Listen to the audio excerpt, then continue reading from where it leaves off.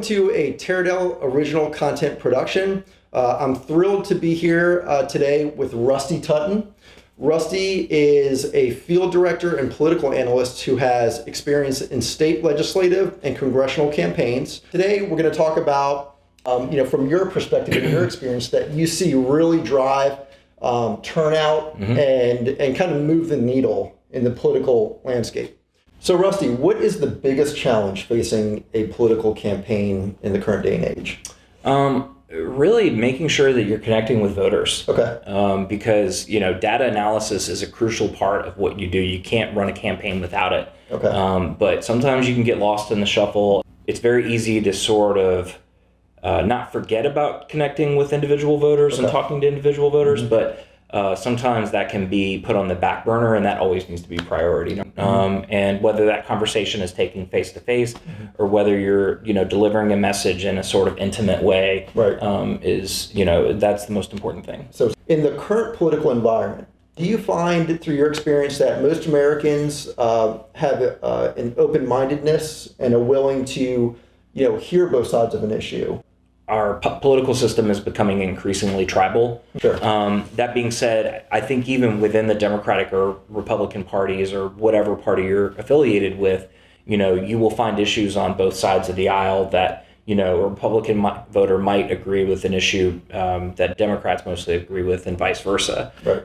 And so, there are definitely sort of crossover issues that voters have, and that, attracting those voters is how you win elections. Yeah. What are some of your favorite approaches for influencing voters that may have not, stated or indicated that they're one way or another? Introducing their biography and connecting the voter with them first, and then you sort of talk about the issues. The voter tends to be a little bit more open.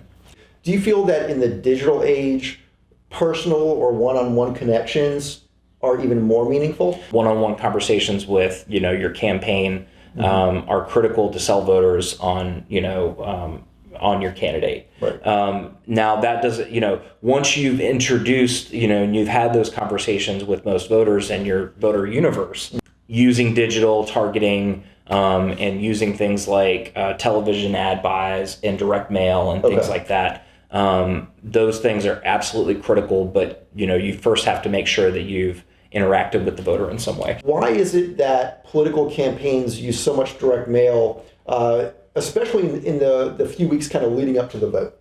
There's this sort of perception out there that direct mail is irrelevant in this day and age, and that is like the furthest thing from the truth. You have to connect with the voter first, right? If you're just sending direct mail, you're not running a very good campaign. But once you've connected with the voter and you've had that one-on-one conversation, you have to make impressions on the voter in all sorts of different ways. Yeah. You have to do things like digital targeting, in a video, television, yard signs. And so, I think a lot of people feel like you have to make 7 impressions on the voter, whether it's like you talk to them on the phone once, you knock on their door once, a couple of pieces of direct mail, some digital targeting, a yard sign. They need to see your candidate's name in almost 7 different spheres if they're sort of undecided to, get them primed to maybe, vote for your candidate. And that's true in marketing in general, where, it's all about impressions, right?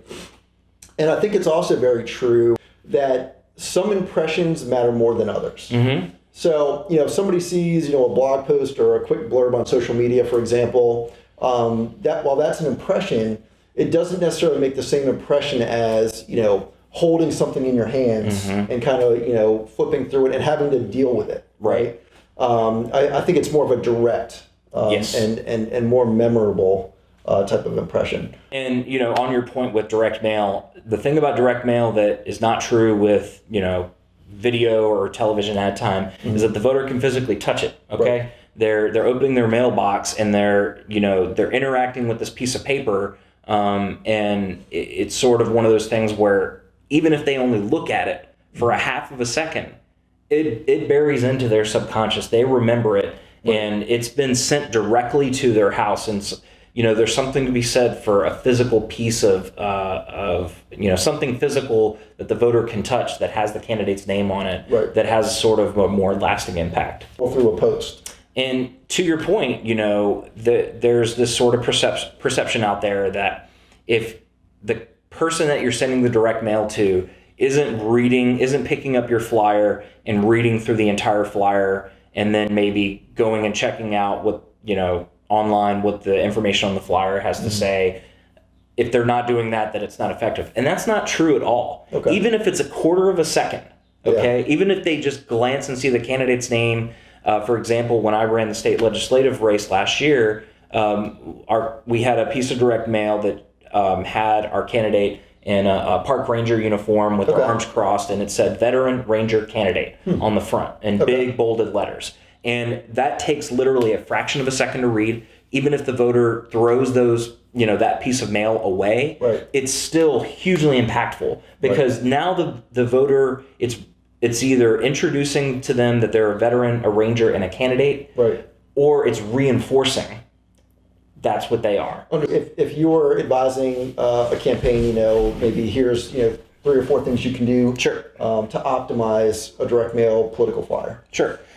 Really critical is that it's colorful, it stands out, the piece of mail is alive, and then additionally is a really simple direct message. So veteran, ranger, candidate. Got it. It drives home a quick point. It's got some good imagery on there. And then on the back, if you want to have some sort of bullet points that talk about, maybe 3 things that the candidate really believes in, that's important. But you do not want to put a bunch of text on there. You're not going to read all that stuff. So, if you do go on the backside and put some, sort of information about the candidate, keep it super brief. One sentence for each point. In terms of generating a response, is it like other types of marketing where you want people to visit a web page and join the mailing list or make a donation?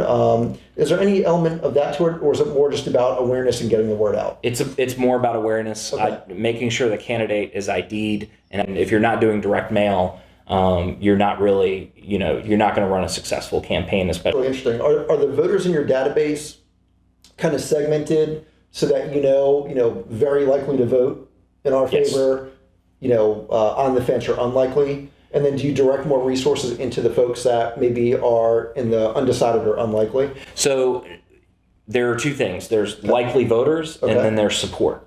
And so, the intersection of those 2, for example, if you have you go knock on a door and you're saying, I vote every single election, I love your candidate, I'm going to be out on election day. Is there really a point to go knocking on their door again? You might contact that voter again to help you volunteer or to put out a yard sign, but you know that you've got their vote. And then on the other end of the spectrum, I'm not with your political party. I just, I really don't believe in the candidate that, the things that your candidate is saying. Then if they feel that strongly, you're not going to really get anywhere. It's not a good use of resources to spend time doing that. The biggest thing in America is voter turnout. And so, if you've identified somebody that, is an unreliable voter, but if they vote, they will vote for you, then making sure that they get to the polls and communicating with them effectively through the end of the campaign is how you win or lose campaigns. Got it. So for everybody watching, get out and vote. Yeah, that's right. If you had to choose between boots on the ground or the best database and algorithms that money could buy to run a campaign, let's say you could just choose one.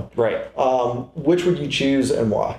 Boots on the ground, if you're not talking to voters, you're losing. Okay, all right. And so even with the best data, the best algorithms, and because it doesn't matter what your message is, it doesn't matter how heartwarming of a biographical video you have. If you're not having an individual one-on-one conversation with the voter, then they are going to sort of think that you're detached from their reality. So it sounds to me like there's a long buildup where you're making impression after impression after impression. And kind of setting the stage, introducing your candidate, making sure that people are aware of the issues and what they stand for, and kind of, bringing all the people to the concert, so to speak. And then that last 4 days, it's the blitz where we've got to get them to turn out and vote. The support is great. We need it. But it really comes down to let's get them out to vote. Exactly. Is that accurate? That's exactly right. And it's really last 21 days, voters really start to tune in a lot more. And then the last 4 days are when voters are like thinking about it through several points of their day. Right. And that's when it's most effective, because if voters are thinking about an issue, whether it's a product or, a campaign or whatever, they're going to be more likely to engage. Why are you in politics? I know it's a very cutthroat it can be industry. It's not as bad as some people Is that make out. true? Yeah. Okay.